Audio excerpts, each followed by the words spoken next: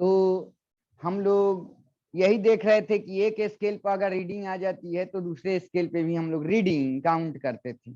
उसके लिए क्या करते थे, reading on any scale minus lower fix point बटा upper fix point minus lower fix point is equal to constant for any scale, यही करते थे ना। अब चलो एक क्वेश्चन बना करके अब फिर आगे हम लोग, ये ज्यादा इंपॉर्टेंट नहीं है आपके लिए, है ना, थर्मल एक्सपेंशन से इंपॉर्टेंट है। तो अभी थोड़ा थोड़ा देख करके फिर आगे हम लोग बढ़ेंगे। पहले एक क्वेश्चन बना लेते हैं, जो बनाए भी थे रिवीजन हो जाएगा आपका। जैसे मान लेते हैं ये क्वेश्चन है, जैसे दिया हुआ है a faulty thermometer has its lower fix point mark as -10 degree C and upper fix point mark as 110 degree C दिया हुआ है। If the temperature of the body shown in this scale is 62 degree C, 62 degree बोल रखा है, the temperature shown in the Celsius scale, कह रहा है एक फॉल्टी थर्मोमीटर है, ओके,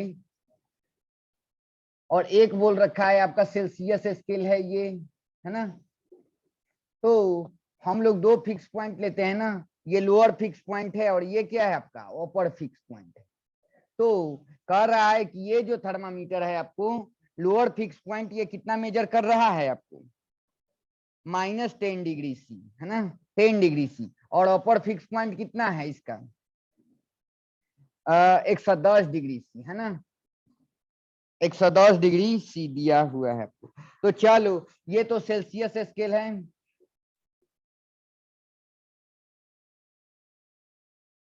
ये तो सेल्सियस स्केल है।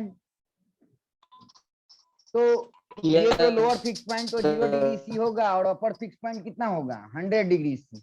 तो बोला गया है इस पे कितना रीडिंग कर रहा है, ये जो फॉल्टी थर्मामीटर है ये रीडिंग कर रहा है कितना 62 डिग्री सी, है ना।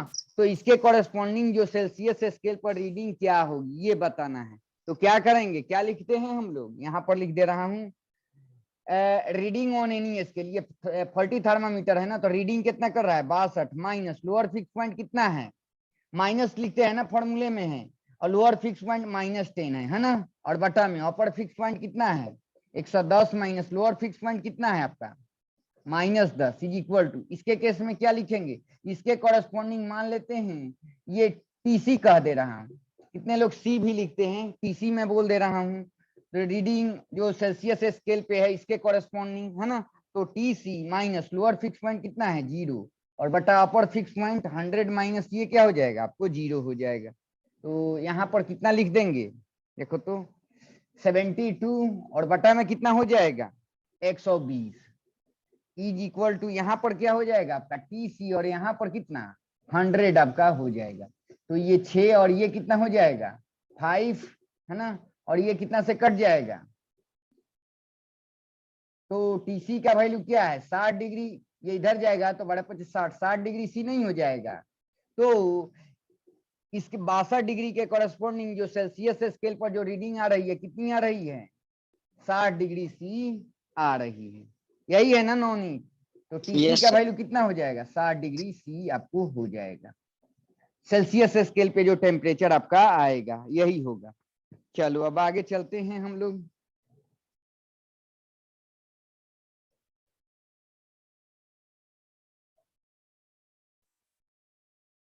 ज्यादातर आपको ये अभी थोड़ा सा बेसिक इसलिए है कि आपको कम से कम टेम्परेचर, है ना, इससे रिलेटेड कुछ आइडिया आ जाए, तब आगे फिर हम लोग बढ़ेंगे। अब बोला गया कि जो भी हम लोग थर्मामीटर बनाते हैं उसमें दो फिक्स पॉइंट लेते थे, है ना, और जब भी हम थर्मामीटर बनाते हैं जो सबस्टांस यूज करते हैं उसको क्या बोलते हैं थर्मोमेट्रिक सबस्टांस। अब थर्मोमेट्रिक सबस्टांस की कोई एक प्रॉपर्टी टेम्परेचर के साथ जो लीनियरली वैरी करती है उसको हम लोग क्या बना लेते हैं फंक्शन बना लेते हैं, है ना। जैसे अगर आइडियल गैस पुट किया गया है उसके अंदर में वो थर्मोमेट्रिक सबस्टांस है, आइडियल गैस का प्रेशर टेम्परेचर के साथ लीनियरली वैरी कर रहा है तो इसको बोल देंगे कि प्रेशर थर्मामीटर है ना, क्योंकि थर्मामीटर सेंसिटिव डिवाइस होता है ना, आपको टेम्परेचर सेंसिटिव डिवाइस होता है। तो चलो, तो ये तो हम लोग पढ़ चुके हैं। अब बोला गया कि पहले जो था हम लोग दो फिक्स पॉइंट लेते थे, अपर फिक्स पॉइंट और लोअर फिक्स पॉइंट।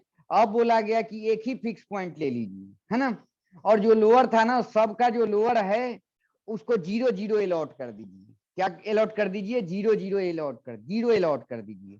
तो इसको बोला गया एब्सोल्यूट टेम्परेचर स्केल, है ना। तो इसी को पढ़ लेना है, temperature scale, absolute temperature scale.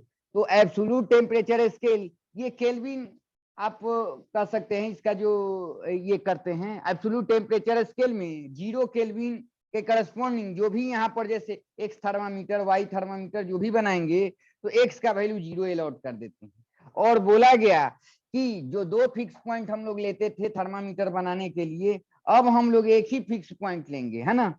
तो एक फिक्स पॉइंट बोला गया, वो कौन सा होगा पॉइंट, तो बोला गया ट्रिपल पॉइंट ऑफ वाटर। क्या बोला गया, ट्रिपल पॉइंट ऑफ वाटर।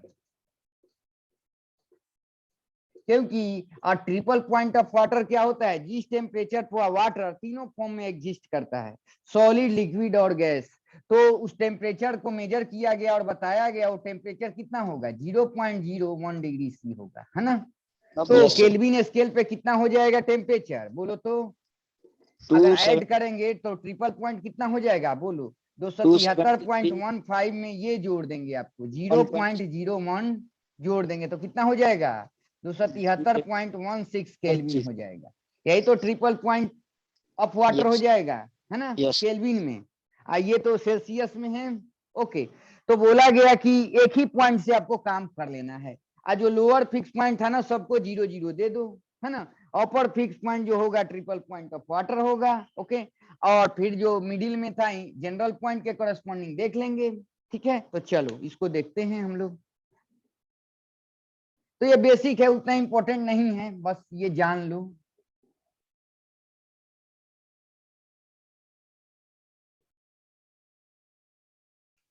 तो यहां पर आपको एब्सोल्यूट टेम्परेचर स्केल इसको बोला जाता है। जैसे मान लेते हैं आप एक थर्मामीटर बना रहे हैं कुछ भी, है ना। तो यहां पर तो बोला गया जो लोअर फिक्स पॉइंट था इसको आप 0 0 अलॉट कर दीजिए। तो 0 अलॉट करेंगे, मान लेते हैं केल्विन स्केल है तो ये इसको 0 केल्विन को, है ना, ये लोअर फिक्स पॉइंट देंगे तो इसके कॉरेस्पॉन्डिंग अगर एक्स है, थर्मामीटर बना रहे हैं तो ये क्या यहाँ पुट कर देंगे, x0 पुट कर देंगे आप।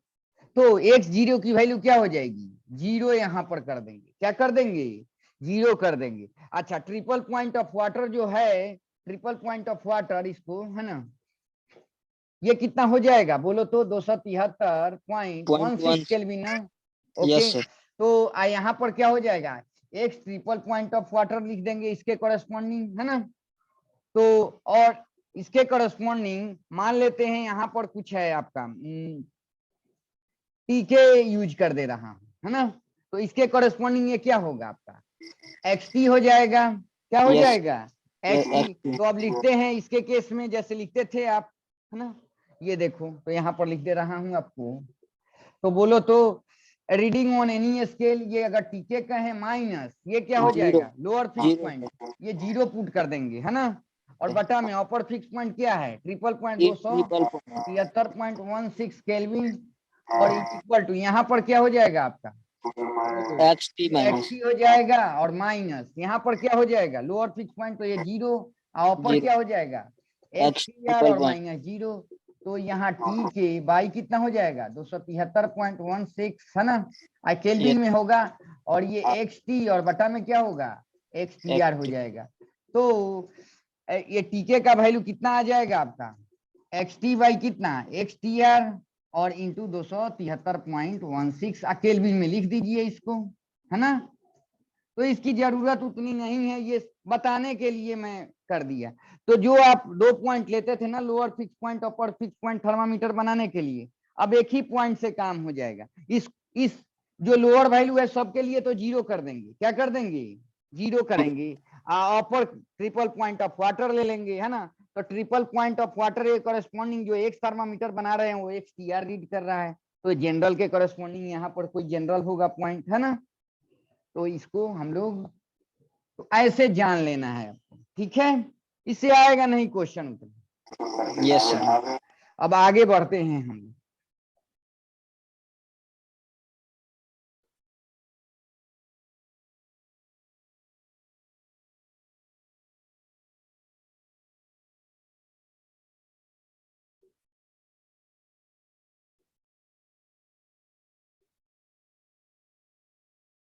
एक मिनट एक मिनट।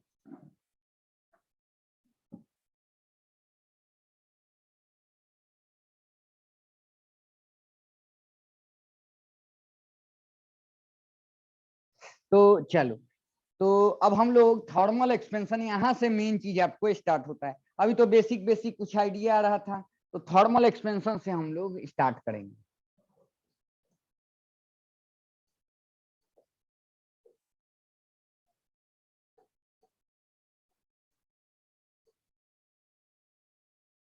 तो खूब अच्छा से इसको सुनना। तो थर्मल एक्सपेंशन में क्या कहते हैं कि कोई सबस्टांस है, कोई मैटर है ना, और हीट देते हैं हम लोग। क्या देते हैं? हीट। और इसका स्टेट चेंज नहीं होना चाहिए। स्टेट कहने का मतलब, मान लेते हैं ये सॉलिड है, तो ये सॉलिड ही रहे, है ना। तो हीट देते हैं तो इसका टेम्परेचर क्या होता है? टेम्परेचर क्या होता है? इंक्रीज करता है। क्या करता है? और जब टेम्परेचर इंक्रीज करेगा तो क्या होगा? इसका एक्सपेंशन होगा। क्या होगा? Expansion of solid. क्या हो जाएगा? Expansion of solid. अब आप कह रहे थे कि ये स्टेट क्यों नहीं चेंज करना चाहिए? क्योंकि याद रखना, जब सॉलिड से लिक्विड में, आगे पढ़ाऊंगा, सॉलिड से लिक्विड में अगर कन्वर्ट हो रहा है ना, तो उस समय जो भी हम हीट देते हैं फेज चेंज में चला जाता है। किसमें चला जाता है? फेज चेंज में चला जाता है, एक्सपेंशन में यूज नहीं होता है। तो आप तो हीट दे रहे हैं, लेकिन टेम्परेचर जिस समय फेज चेंज होता है ना, सॉलिड से लिक्विड में कन्वर्ट हो रहा होता है, उस समय जो भी हीट देंगे वो तो फेज चेंज करवाने में चला जाता है, उसका टेम्परेचर राइज नहीं होता है। तो एक्सपेंशन, आप तो कहेंगे कि एक्सपेंशन नहीं हो रहा है ना, क्योंकि हीट तो जा रहा है, इसका टेम्परेचर इंक्रीज नहीं हो रहा है, टेम्परेचर कांस्टेंट है, क्योंकि कांस्टेंट टेम्परेचर पर ही फेज चेंज का कंसेप्ट आता है। तो यहाँ पर एक कंडीशन लगा दिया जाता है कि जो हम लोग हीट देते हैं, मान लेते हैं हम सॉलिड का कंडीशन ले रहे हैं, तो हीट देंगे तो इस सॉलिड का टेम्परेचर बढ़ेगा, मतलब सॉलिड सॉलिड ही रहेगा, सॉलिड लिक्विड में कन्वर्ट नहीं होना चाहिए। तो हीट देंगे तो ये इसका स्टेट चेंज ना हो, तो अब क्या होगा? इसका टेम्परेचर बढ़ेगा, टेम्परेचर बढ़ेगा तो ये एक्सपेंशन होगा। इसमें क्या होगा? एक्सपेंशन होगा। तो यही थर्मल एक्सपेंशन का है कि स्टेट अगर चेंज नहीं कर रहा है मैटर का, हीट देते हैं तो इसका एक्सपेंशन होता है। एक्सपेंशन करने का मतलब हीट देंगे तो टेम्परेचर राइज होगा, टेम्परेचर राइज होगा मतलब उसके जो इंटरमोलेकुलर सेपरेशन जो होते हैं, है ना, एटॉमिक सेपरेशन भी कर सकते हैं, तो वो इंक्रीज होता है। जैसे एक बेंच पे 4 लोग हैं या 5 लोग हैं, थोड़ा थोड़ा सब लोग घसकना स्टार्ट किए, तो बाद में 4 ही लोग बच गए। पहले तो 5 लोग उसमें आते थे, अब 4 ही, मतलब बाहर के तरफ थोड़ा थोड़ा सब लोग घसक रहे हैं।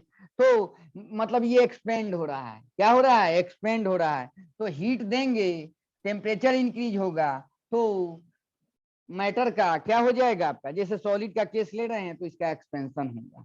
क्या होगा? एक्सपेंशन होगा। तो यही तो कंसेप्ट है आपका। तो चलो, इसका थोड़ा सा हम लोग बेसिक चीज देखते हैं। तो बोला जाता है एक्सपेंशन क्यों होता है। अभी सॉलिड का थोड़ा केस लेते हैं। तो मान लेते हैं 2 एटम के बीच, 2 एटम यहाँ पर ले लिया मैं, है ना, 2 एटम ले लिया, क्योंकि बहुत सारे एटम से मिलकर के, मोलेक्यूल से मिलकर के ये बना होगा। अभी 2 एटम, मान लेते हैं 2 एटम यहाँ पर ले लिया, और ये ऐसे कनेक्टेड रहते हैं, है ना। ये थोड़ा थोड़ा, मतलब नॉर्मल टेम्परेचर भी रहे ना, वो वाइब्रेट करते रहते हैं, है ना। तो इनका अभी सेपरेशन, मान लेते हैं अंदर में जा रहे हैं, ऐसे वाइब्रेट करते रहते हैं। अभी मान लेते हैं 0 केल्विन की बात की जा रही है, एब्सोल्यूट टेम्परेचर की बात की जा रही है। तो एब्सोल्यूट नहीं, थोड़ा सा भी अगर करते हैं तो इसके पास अगर थर्मल एनर्जी है, तो ये क्या होता है? वाइब्रेट होता रहता है ना, वाइब्रेशनल एनर्जी इसके पास रहती है। तो बोला गया कि मान लेते हैं 1 सेंटीमीटर अंदर आया और 3 सेंटीमीटर बाहर जा रहा है ना, तो एवरेज ले लेते हैं 3 + 1/2, तो कितना हो जाएगा आपका? 2 सेंटीमीटर आपको, मतलब इसका जो R0 होगा, इंटर एटम जो सेपरेशन होगा एटम एटम के बीच में, एवरेज सेपरेशन, वो कितना होगा? आपका समझाने के लिए बोल रहा हूँ कि 2 सेंटीमीटर मान लीजिए होगा। ये तो बहुत ज्यादा हो जाएगा, तो होता नहीं है। Yes sir. समझाने के लिए बोल रहा हूँ। तो R0 का वैल्यू हो जाएगा आपका, एवरेज ले लेते हैं कि अंदर में कितना गया, बाहर में कितना गया, तो उसका एवरेज ले लेते हैं, है ना। ये नॉर्मल है, जब हीट नहीं दे रहे हैं तब, तो उनके बीच का सेपरेशन इतना है, उसको R0 बोल दिया गया। क्या बोल दिया गया? एवरेज जो सेपरेशन है वो R0 बोल दिया गया। ठीक है। अब जब हम लोग हीट देते हैं तो इनके पास वाइब्रेशनल एनर्जी आ जाती है। तो अंदर के तरफ और थोड़ा तेजी में आते हैं तो पास आएंगे, बाहर की तरफ ज्यादा खुलते हैं, क्या होते हैं, बाहर की तरफ ज्यादा खुलते हैं। तो ऐसे ही सारे जो मोलेकुल्स होंगे धीरे धीरे क्या होंगे, वाइब्रेशन जब करते हैं तो अंदर के तरफ थोड़ा ज्यादा आएंगे या बाहर की तरफ थोड़ा उससे ज्यादा जाते हैं, है ना। तो उनका एवरेज सेपरेशन क्या होता है, बढ़ता जाता है। क्या होता है, बढ़ता जाता है। मतलब बाहर की तरफ ये खुलते हैं, मतलब एक सब लोग थोड़ा थोड़ा घसकेंगे। ये कब होगा, हीट देंगे तब ना टेम्परेचर इंक्रीज होगा। तो इनके जो अंदर में है एनर्जी, जो इंटरनल एनर्जी बोलते हैं, और वाइब्रेशनल के फॉर्म में क्या होता है, कन्वर्ट होना शुरू हो जाता है ना। तो उनके भी सेपरेशन, एवरेज जो सेपरेशन है वो बढ़ने लगता है, तो एक्सपेंशन होना शुरू हो जाता है, क्योंकि सब लोग थोड़ा थोड़ा घसकेंगे। ये तो एटॉमिक लेवल की बात मैं कर रहा हूँ, है ना। तो ये जब थोड़ा थोड़ा ये इनका सेपरेशन बढ़ रहा है तो सब थोड़ा थोड़ा बढ़ेंगे तो एक्सपेंशन तो होगा ही। तो यही होता है। तो एक ग्राफ आ जाता है, क्या आता है आपको, एक ग्राफ आता है पोटेंशियल एनर्जी का। क्योंकि ये जब कनेक्टेड होते हैं, ये स्प्रिंग से दिखाया हूं ना ऐसे, तो अब क्वेश्चन भी आपको आता है ऐसे, है ना। तो बोला जाता है इनका जो पोटेंशियल एनर्जी है और जो एवरेज सेपरेशन के बीच जो एटॉमिक सेपरेशन है, उसका अगर ग्राफ खींचा जाए तो एसिमेट्री ग्राफ आता है। क्या आता है, एसिमेट्री ग्राफ। तो यही बोला जाता है, हाँ, asymmetry graph of potential energy is responsible for the expansion of matter, है ना। तो उसको हम लोग देखेंगे। लेकिन मेन चीज क्या है कि जब हम लोग हीट देते हैं तो टेम्परेचर इंक्रीज होता है, तो उनका जो एवरेज सेपरेशन है, एटॉमिक सेपरेशन है ना, वो बढ़ता जाता है। तो ये तो एक का बताया, ऐसे तो बहुत सारे होंगे। तो थोड़ा थोड़ा अगर एटॉमिक लेवल की बात करें तो सब लोग घसकेंगे तो बाहर की तरफ सब जाएंगे तो एक्सपेंशन होगा, ठीक है। तो अब मेन आपका है कि ग्राफ का एक ग्राफ आता है पोटेंशियल एनर्जी। आप कहेंगे किसका पोटेंशियल एनर्जी, वही जो ये एक एटम ले लिया, एक एटम ले लिया, तो ये तो मोलेकुल्स हो गए, और ऐसे बोल दिया इनके बीच अभी सेपरेशन मान लेते हैं, सेपरेशन R0 है। हीट देते हैं तो यही सेपरेशन क्या होता है, अब एवरेज सेपरेशन की बात करें तो ये बढ़ जाता है थोड़ा बहुत, है ना। ये अब क्या हो जाएगा आपका R1 हो जाता है ना। फिर थोड़ा सा और देते हैं तो थोड़ा सा क्या होता है इनका एवरेज सेपरेशन और बढ़ जाता है, ये R2 हो जाता है। मतलब R2 is greater than R1 is greater than R0 हो जाएगा, है ना। मतलब हीट देते हैं तो बाहर के तरफ ये क्या होते हैं, पहले नॉर्मल पर ये था, जब हीट नहीं दे रहे थे, हीट दे रहे हैं तो थोड़ा थोड़ा इसका क्या हो रहा है, एवरेज सेपरेशन बढ़ रहा है। तो ये तो एक मोलेकुल्स की बात चल रही है, ऐसे तो बहुत सारे होंगे, तो सब थोड़ा थोड़ा घसकेंगे तो क्या हो जाएगा आपका एक्सपेंशन होना शुरू हो जाता है। और याद रखना आप अट्रैक्शन, यहाँ पर अट्रैक्शन ज्यादा है, यहाँ पर अट्रैक्शन थोड़ा सा घटेगा, यहाँ पर अट्रैक्शन थोड़ा सा और घटेगा।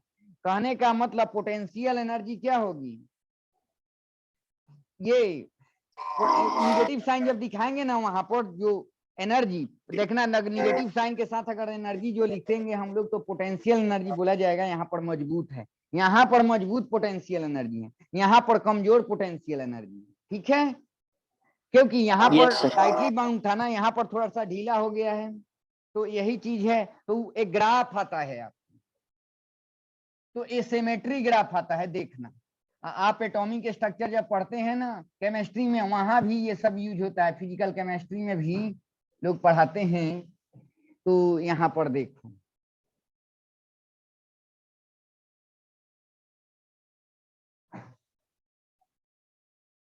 इस पे जो एटॉमिक सेपरेशन था एवरेज, उसको लिखते हैं, आर को लिख रहा हूं, और इस पे पोटेंशियल एनर्जी है, यू को लिख रहा हूं, पोटेंशियल एनर्जी का है ना।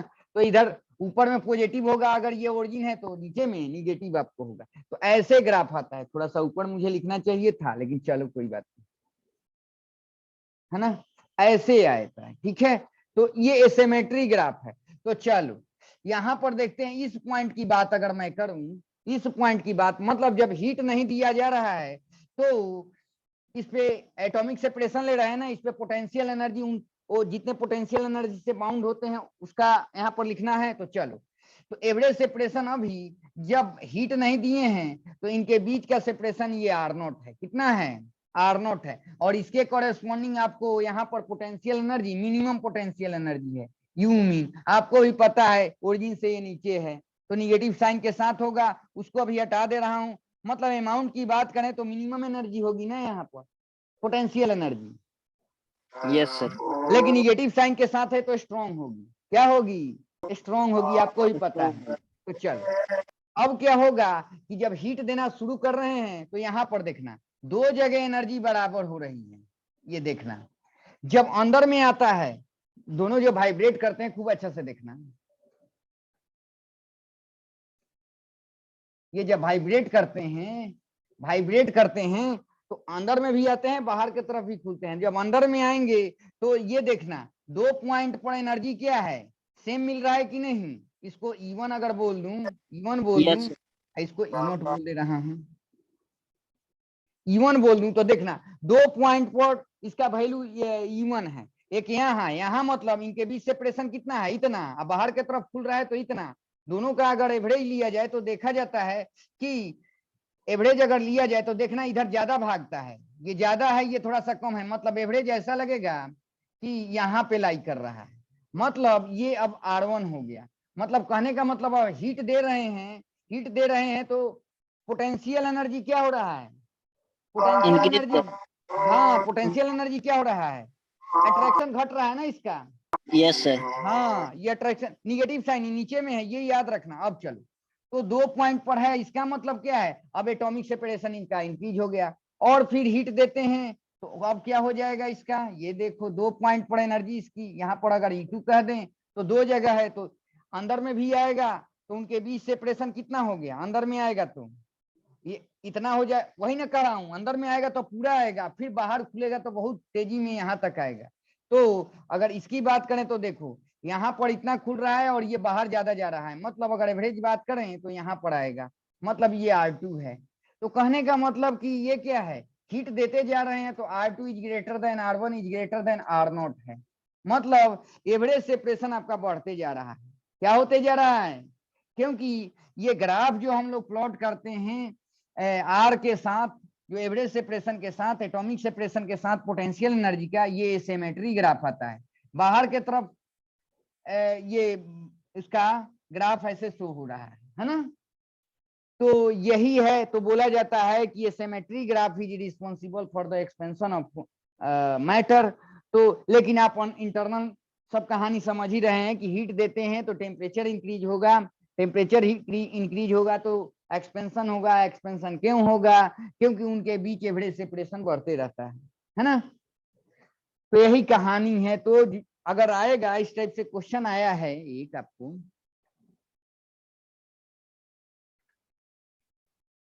जैसे दिया हुआ है इसमें सॉलिड एक्सपेंड, एम्स का क्वेश्चन है, solid expand on heating because kinetic energy of the atoms increase, potential energy of the atom increase, total energy of the atom increase, the potential energy curve is a symmetry about the equilibrium distance between neighboring atoms, है ना। तो यही D option हो जाएगा, yes है sir, ना, D option. D option हो जाएगा। अच्छा, इसमें एक और चीज दिया है, potential energy of the atom increases, जो गलत हो जाएगा। मैं वही बार बार टर्म यूज कर रहा था कि देखो यहाँ पर जब हीट नहीं दे रहे हैं, जब यहाँ पर है तो निगेटिव साइन के साथ है, नहीं दिखाया नहीं हूँ, अमाउंट बस लिखा हूँ, क्योंकि जब हीट नहीं दे रहे हैं तो टाइटली बाउंड है। बाउंड है मतलब अट्रैक्शन के साथ है। क्या है नवनीत, समझ ही रहे हैं? यस हाँ, अट्रैक्शन के साथ है। अट्रैक्शन देखो यहाँ भी वाइब्रेट कर रहे हैं, लेकिन सिस्टम को छोड़ा नहीं है, क्योंकि इसके बाद पॉजिटिव एनर्जी आएगी। जब पॉजिटिव एनर्जी आएगी तो खत्म ही हो जाएगा कहानी, है ना। अभी भी अट्रैक्शन के साथ है, एनर्जी जैसे जैसे मिल रहा है वाइब्रेशन बढ़ रहा है ना, वाइब्रेशन बढ़ रहा है, अट्रैक्शन घट रहा है, लेकिन अभी भी अट्रैक्शन है। यहाँ पर भी अट्रैक्शन है, यहाँ पर भी अट्रैक्शन है ना, लेकिन यहाँ पर ज्यादा अट्रैक्शन है। तो हीट देते हैं तो पोटेंशियल एनर्जी क्या होगा, घटेगा। यहाँ पर क्या कह रहा है कि potential energy of the atom increase, जो गलत है कि नहीं, वही मैं बोल रहा था, है ना। अट्रैक्शन धीरे धीरे घटेगा, ठीक है, हीट देते हैं तो। यस तभी ना थोड़ा ढीला पड़ता है, लेकिन भले ढीला पड़ता है लेकिन अभी भी अट्रैक्शन है। देख रहे हैं निगेटिव एनर्जी है ना, यहाँ पर निगेटिव एनर्जी है ना, इसके अभी नीचे है ना, तो ये तो Yes. बाउंडेड रहेगा लेकिन थोड़ा ढीला पड़ जाएगा, ठीक है। चलो तो यही है, asymmetric graph is responsible for the expansion of matter. तो ये देखिए इसको, तो चलो, तो बोला जाता है कि जो सॉलिड जो होता है, सॉलिड में तीनों टाइप के एक्सपेंशन देखे जाते हैं, है ना। लीनियर एक्सपेंशन, एरियल एक्सपेंशन और वॉल्यूम एक्सपेंशन, तीनों टाइप के एक्सपेंशन होते हैं, है ना। लेकिन आपको लिक्विड में और गैस में आपको वॉल्यूम एक्सपेंशन देखा जाता है ना। और सॉलिड में जो आपका एक्सपेंशन होता है वो कम होता है, क्योंकि अभी देखे थे अट्रैक्शन के साथ बंधे रहते हैं, है ना, टाइटली बॉन्डेड रहते हैं, है ना। और गैस का जो एक्सपेंशन होता है, लिक्विड का एक्सपेंशन होता है वो ज्यादा होता है। जनरली बोला जाता है, मैं आपको Yes, पढ़ाया sir. भी था कि जो लिक्विड का जो एक्सपेंशन होता है वो क्या होता है आपका, जो सॉलिड का एक्सपेंशन हम लोग देखते हैं, अगर वॉल्यूम की बात करें, वॉल्यूम 10 टाइम्स ज्यादा होता है ना, 10 Yes, times sir. 12 times. Rough idea मैं बोल रहा हूं आपको अभी। तो चलो, अब एक्सपेंशन ऑफ सॉलिड यहाँ पर देखेंगे, एक एक करके पढ़ेंगे। तो लीनियर एक्सपेंशन हम लोग स्टार्ट करते हैं, है ना।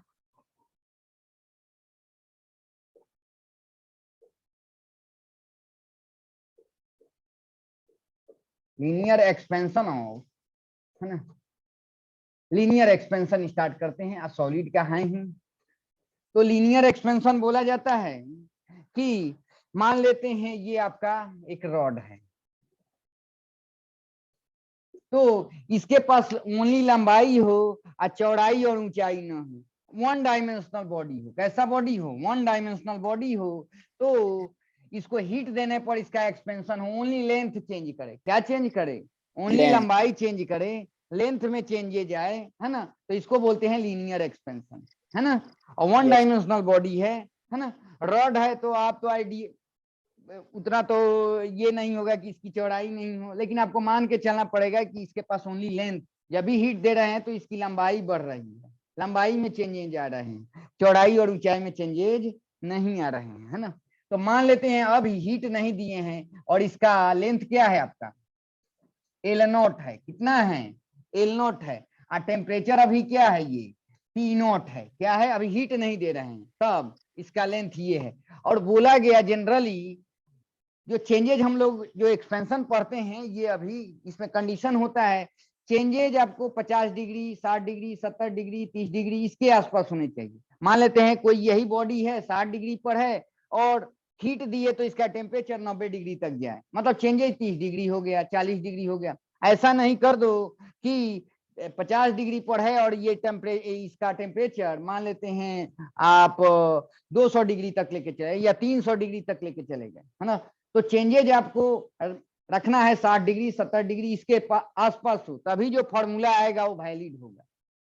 नहीं तो आप ही बताइए, बहुत ज्यादा हीट दे देंगे, इसका टेम्परेचर राइज हो जाएगा, तो फॉर्मूला जो इसमें वो अप्लाई ही नहीं होगा जिसके लिए हम लोग पढ़ते हैं। तो जनरली जो टेम्परेचर डिफरेंसेस करना है, मतलब जो टेम्परेचर में चेंजेज होगा वो जनरली आपको 30 डिग्री, 20 डिग्री, है ना, आपको 50 डिग्री, 60 डिग्री, 100 डिग्री के अंदर में रखना रहता है। तो चलो अब पढ़ते हैं कि ये अभी हीट नहीं दिए हैं, मतलब अभी नॉर्मल टेम्परेचर पर है। उस समय टेम्परेचर टी नॉट है और इसका लेंथ क्या है, एल नॉट है।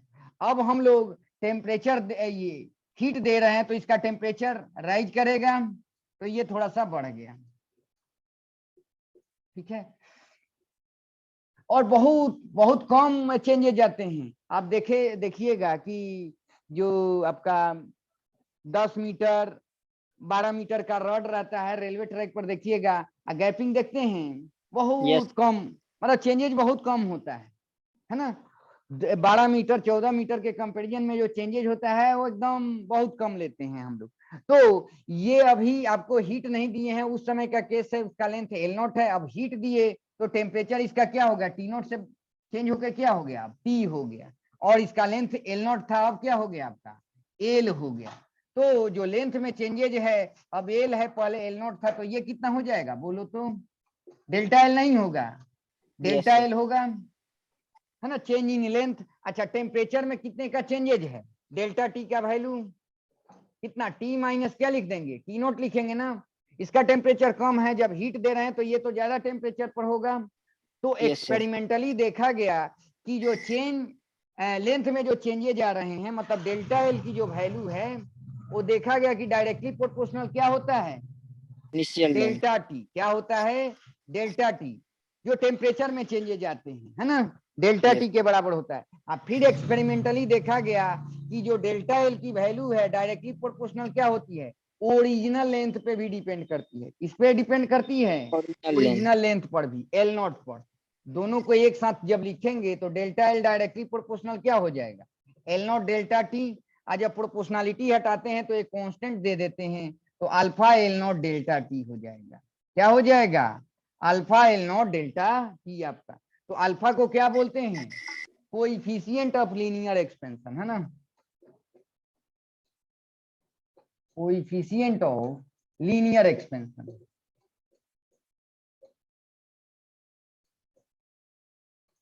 कोएफिशिएंट ऑफ लीनियर एक्सपेंशन हम लोग बोलते हैं। तो ये एक तो फॉर्मूला होता है ना, चेंज इन लेंथ, इसको क्या पढ़ते हैं, चेंज इन लेंथ, है ना। और अल्फा को क्या बोलते हैं, coefficient of linear expansion. L not क्या है, यहाँ ओरिजिनल लेंथ है, और डेल्टा टी क्या है, चेंज इन टेम्परेचर, है ना, चेंज इन टेम्परेचर। अभी बताया था कि जो आपको ये फॉर्मूला आया है उसमें डेल्टा टी क्या लेना है, ये सब भी देखो, हीट पढ़ रहे हो तो कुछ याद भी रखना पड़ेगा। डेल्टा टी क्या रखना पड़ेगा, जनरली जो डेल्टा टी का वैल्यू है, जो ये जो फॉर्मूला किसके लिए वैलिड होता है, डेल्टा टी का वैल्यू जनरली रखना, जो चेंज इन टेम्परेचर है 60 डिग्री 70 डिग्री, आपको क्वेश्चन भी बनाएंगे तो उसी रेंज में दिया रहेगा, ठीक है। Yes sir. तो एक तो फॉर्मूला यहाँ से आ गया आपको, तो इसको मिटाता हूँ, कि जो चेंज इन लेंथ है ना, हीट दे रहे हैं तो टेम्परेचर राइज हो रहा है ना, तो लेंथ में भी चेंजेज आ रहे हैं, तो जो लेंथ में चेंजेज आ रहे हैं डेल्टा एल डायरेक्टली प्रोपोर्शनल क्या होता है, डेल्टा टी। एक्सपेरिमेंटली देखा गया जो डेल्टा एल का जो वैल्यू है वो ओरिजिनल लेंथ पे भी डिपेंड करता है। प्रोपोर्शनलिटी जब हटाते हैं तो एक कांस्टेंट आता है जिसको हम लोग अल्फा बोलते हैं। तो डेल्टा एल क्या, डेल्टा एल की वैल्यू क्या होगी, alpha L not delta T होगा। एक तो ये फॉर्मूला याद रखना, है ना, चेंज इन लेंथ का, है ना। दूसरा क्या है, अच्छा चेंज इन लेंथ को कैसे लिखेंगे, एल माइनस एल नॉट नहीं लिखेंगे, और ये क्या हो जाएगा, alpha L not delta T हो जाएगा। तो इसको ऐसे लिख सकते हैं, एल, और इसको उधर भेज रहे हैं L not plus alpha L not delta t. तो अगर एल नॉट कॉमन ले लेंगे तो 1 प्लस अल्फा डेल्टा टी आ जाएगा। तो ये जो एल है वो बढ़ा हुआ लेंथ है, हीट जब दे रहे हैं, हीट देने के बाद जो लेंथ है ना, यही ना नवनीत, हीट देने के बाद जो लेंथ है उसका ये फॉर्मूला है कि नहीं, ये जब एल हो जा रहा है ना, तो एल का वैल्यू, ये जो लेंथ है उसका वैल्यू ये होगा। तो ये भी फॉर्मूला याद रखना कि l is equal to l naught into 1 plus alpha delta t. तो ये याद रखने का चीज है। अब चलो, अब यूनिट ऑफ यहाँ पढ़ा जाता है, यूनिट ऑफ अल्फा, इसको कोएफिशिएंट ऑफ लीनियर एक्सपेंशन बोलते हैं। तो देखते हैं यहां से, ये जो है अगर अल्फा की बात करें तो क्या हो जाएगा, डेल्टा एल बाई क्या लिखते हैं, एल नॉट डेल्टा टी। तो आपको भी पता है ऊपर में लेंथ है, नीचे में भी लेंथ है, नीचे में डेल्टा टी है, और डेल्टा टी मतलब ये टेम्परेचर हो जाएगा कि नहीं, ये डेल्टा टी टेम्परेचर है, यस है ना। तो इसको डिग्री सी में भी लिखेंगे, आज जनरली आजकल केल्विन में भी लिखा जाता है ना। तो जो अल्फा का यूनिट होगा वो क्या हो जाएगा आपका, पर ऐसे लिखते हैं, पर डिग्री सी, और पर केल्विन भी लिखते हैं, है ना। और डायमेंशन जानते हैं आप, डायमेंशन क्या हो जाएगा, यहाँ पर कितना थीटा लिखते हैं ना, और ऊपर में जाएगा तो थीटा, थीटा के थीटा पे पावर -1, हाँ ये हो जाएगा theta inverse. Yes sir, theta के पावर -1 हो जाएगा यहाँ। तो ये याद रखना। तो यहाँ पर ये चीजें हैं, ठीक है। तो बोला जाता है पर डिग्री सी, एक डिग्री अगर चेंजेज आ रहा है, 1 डिग्री सी का चेंजेज आ रहा है, तो लेंथ में कितने का चेंज हो रहा है ना, लेंथ में कितने का चेंज। अगर मान लेते हैं अभी 30 डिग्री सी पर है रड, अब जब 31 डिग्री हो गया, 1 डिग्री बढ़ गया, तो लेंथ में कितने का चेंज आ रहा है ना। तो ये सब यहाँ से आता है, अल्फा ये सब बताता है आपको। तो यूनिट याद रखना, पर डिग्री सी, और क्या होता है, पर केल्विन आपको होता है। तो इसको मिटा दूं, यस सर। तो ये तो ऐसे था, तो मेनली आपको फॉर्मूला यहाँ पर याद रखना।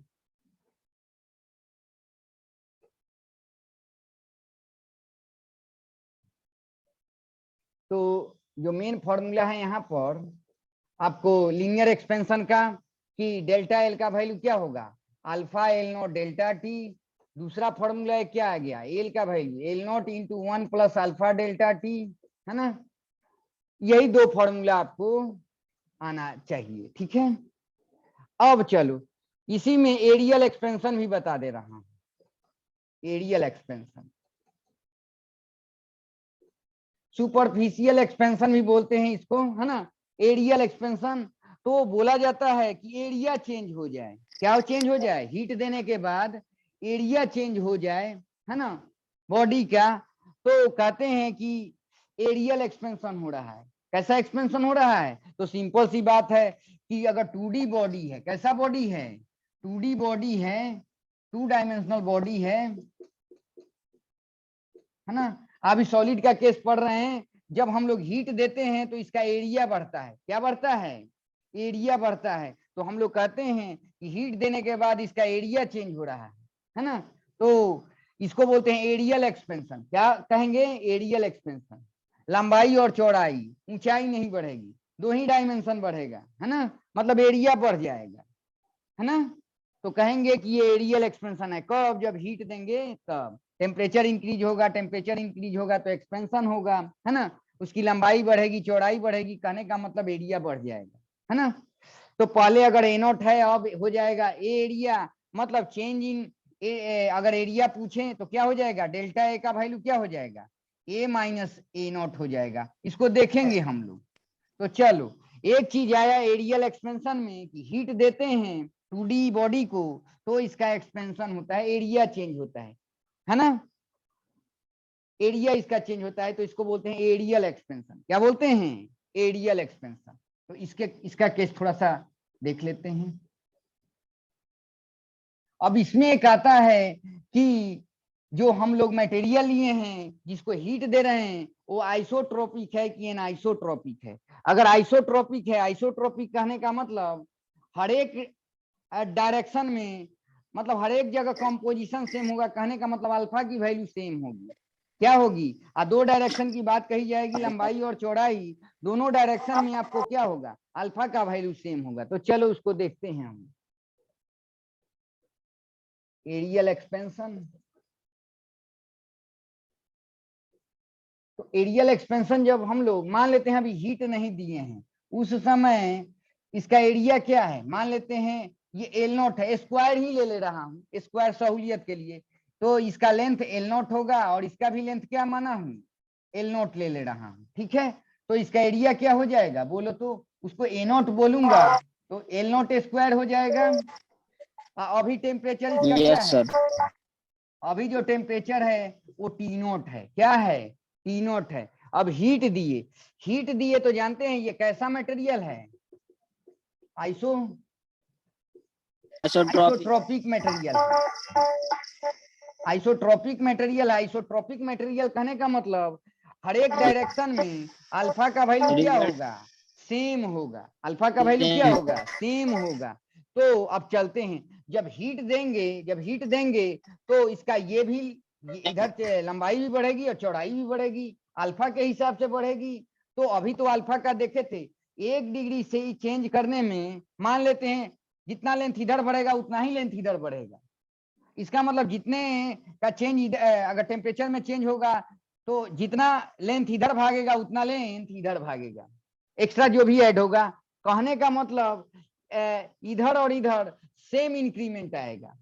क्या आएगा, सेम, क्योंकि आइसोट्रोपिक मटेरियल है। तो चलो देखते हैं। अब हम लोग टेम्परेचर दे रहे हैं, हीट दे रहे हैं, तो इसका टेम्परेचर बढ़ेगा। टेम्परेचर बढ़ करके क्या हो गया, इसका टी हो गया। अब एरिया क्या हो गया, ए हो गया। इसका लेंथ पहले एल नॉट था, अब एल हो गया। अभी देखे थे अल्फा का वैल्यू इधर और इधर सेम अगर है, तो अगर एल नॉट चेंज होके एल हो रहा है तो इधर भी एल नॉट है, ये भी चेंज होकर के क्या हो जाएगा, एल होगा। सिमेट्री रखना पड़ेगा, ठीक है। अब एरिया क्या हो जाएगा इसका बोलो तो, एरिया एल स्क्वायर हो जाएगा कि नहीं। तो अब एरिया देखते हैं क्या होगा, एरिया एल इंटू एल होगा। तो अभी पढ़े हैं इस डायरेक्शन में भी जो बढ़ा हुआ लेंथ होगा वो कितना हो जाएगा, एल के जगह क्या लिखेंगे, जो ओरिजिनल लेंथ है L naught into 1 plus alpha delta T लिखेंगे, है ना। चलो, और इसके केस में भी उतना ही लिख देंगे, इस डायरेक्शन में original length L naught into 1 plus alpha delta T लिख देंगे, यही होगा आपका। यहाँ पर ए है आपका। अब चलो यहाँ पर लिख दे रहा हूं आपको, तो ये ए इज इक्वल टू कितना है, ये देखो एल नॉट क्या हो जाएगा, एल नॉट स्क्वायर, और ये क्या हो जाएगा 1 plus alpha delta T, 1 plus alpha delta T, 1 plus alpha delta T square कर देंगे, है ना। अभी तो देखे हैं एल नॉट स्क्वायर को क्या लिख देंगे, ए नॉट नहीं लिख देंगे, 1 प्लस अल्फा डेल्टा टी का स्क्वायर इधर, है ना।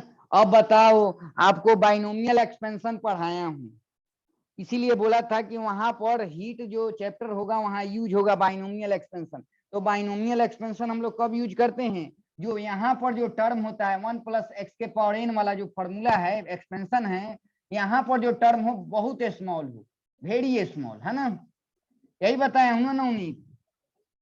तो ऐसे भी जो अल्फा होता है बहुत कम होता है ना, बहुत कम होता है, और डेल्टा टी वो भी कम लेते हैं, तो ये बहुत कम होता है, ये वैल्यू कम होगा, मतलब यहाँ पर एक्सपेंशन लग सकता है 1 plus x to the power n का, तो ए का वैल्यू क्या हो जाएगा, ए नॉट इंटू 1 प्लस, दो ही टर्म तक लिखते हैं ना, यहाँ एन के जगह 2 है 2 लिख देंगे, यहाँ एक्स एक्स के जगह क्या है अल्फा डेल्टा टी है आपका, तो ए का वैल्यू क्या हो जाएगा आपका ए नॉट इंटू 1 प्लस, यहाँ 2 अल्फा को हम लोग बीटा लिखते हैं और यहाँ डेल्टा टी आ जाएगा, मतलब आपको यहाँ पर एक टर्म यूज कर दे रहा हूँ, बीटा का वैल्यू 2 अल्फा यहाँ पर पुट किया हूँ, ठीक है। तो अब आओ ए इज इक्वल टू, अगर इसको मल्टीप्लाई इधर करेंगे तो क्या हो जाएगा A nought plus A nought beta delta T हो जाएगा कि नहीं, और इधर अगर ए नॉट आएगा आपको तो ए माइनस ए नॉट, और यहाँ पर हो जाएगा A nought beta delta T आपको आ जाएगा। और इसी को हम लोग क्या लिखते हैं, चेंज इन एरिया ना, यहाँ ऊपर में लिख दे रहा हूँ चेंज इन एरिया, है ना, क्या आ जाएगा A nought beta delta T आपको आएगा। मतलब यहाँ से एक तो फॉर्मूला है ही, जैसे वहां पढ़ते थे डेल्टा एल का value L not alpha delta T, यहाँ डेल्टा ए के जगह क्या लिखेंगे ए नॉट ओरिजिनल एरिया, यहाँ अल्फा के जगह बीटा हो जाएगा, यहाँ पर क्या हो जाएगा आपका delta T change in temperature, है ना। तो ये एक फॉर्मूला आपको आता है, ये याद रखना, जैसे लीनियर के केस में याद रखते थे, वहां डेल्टा एल का value L not alpha delta T, area के केस में delta A change in area क्या पढ़ेंगे original area A nought beta delta T पढ़ेंगे, ठीक है। तो एक लाइन इसमें और चलते हैं, तो यहीं तक रहने देते हैं, फिर कल पढ़ेंगे हम लोग, ठीक है। नहीं, और याद रखना बीटा का वैल्यू क्या हम माने हैं, यहाँ पर 2 अल्फा के जगह क्या लिखे हैं, 2 अल्फा के जगह हम लोग बीटा लिखे हैं, है ना, इसके जगह ये वाला टर्म लिखा। तो आज तो थ्योरी ऐसे है, न्यूमेरिकल करेंगे तो आपके लिए इम्पोर्टेंट है।